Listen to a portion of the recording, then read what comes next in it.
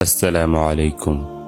প্রিয় ভাই ও বোনেরা, আজ আমরা কথা বলবো এমন একটা বিষয় নিয়ে যা আমাদের প্রত্যেকের জীবনে অত্যন্ত গুরুত্বপূর্ণ, কিন্তু অনেক সময় আমরা এটাকে অবহেলা করি।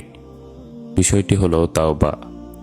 তাওবা শুধু একটি শব্দ নয়, এটি হলো আল্লাহর দরবারে ফিরে যাওয়ার একটি সুযোগ, একটি নতুন জীবন শুরু করার চাবিকাঠি।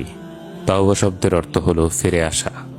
আমরা যারা আল্লাহর পথ থেকে দূরে সরে গিয়েছি, ভুল করে ফেলেছি, পাপে জড়িয়ে পড়েছি, আল্লাহ আমাদেরকে ডাকছেন, বলছেন ফিরে এসো।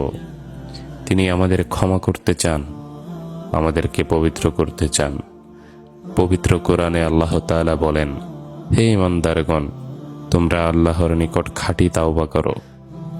আশা করা যায় যে তোমাদের প্রতিপালক তোমাদের পাপসমূহ মোচন করবেন এবং তোমাদেরকে এমন জান্নাতে প্রবেশ করাবেন যার নিচে নহরসমূহ প্রবাহিত হয়।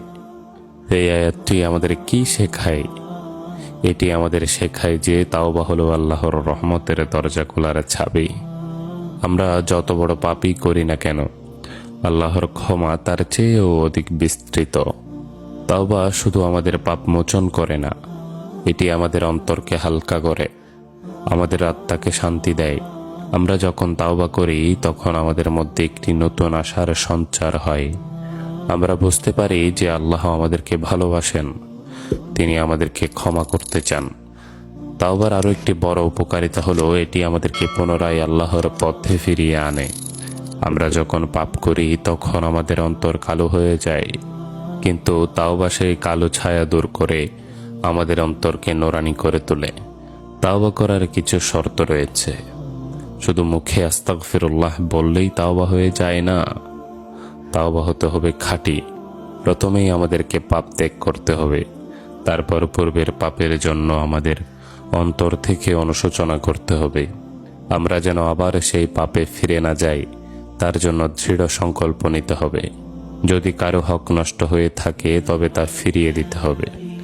ইসলামের ইতিহাসে আমরা দেখি অনেক বড় বড় পাপীও তাওবা করে আল্লাহর প্রিয় বান্দা হয়ে গিয়েছেন।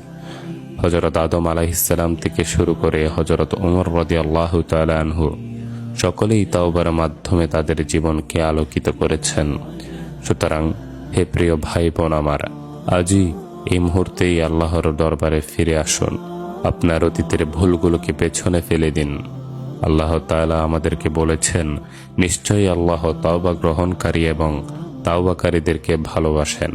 আপনার তাওবা যেন হয় খাঁটি, আপনার অন্তর যেন হয় নরম। মনে রাখবেন, আল্লাহর রহমতের দরজা সবসময় খোলা, শুধু আপনার প্রয়োজন এক কদম এগিয়ে যাওয়া। আল্লাহ তাআলা আমাদের সবাইকে তাওবা করার তৌফিক দান করুন, আমিন। ভিডিওটি যদি আপনার ভালো লেগে থাকে তাহলে শেয়ার করতে ভুলবেন না। আর এই ধরনের ইসলামিক মোটিভেশনাল কন্টেন্ট পেতে আজই আমাদের চ্যানেলটি সাবস্ক্রাইব করে আমাদের সাথে থাকুন। জাযাকুমুল্লাহ খায়রান।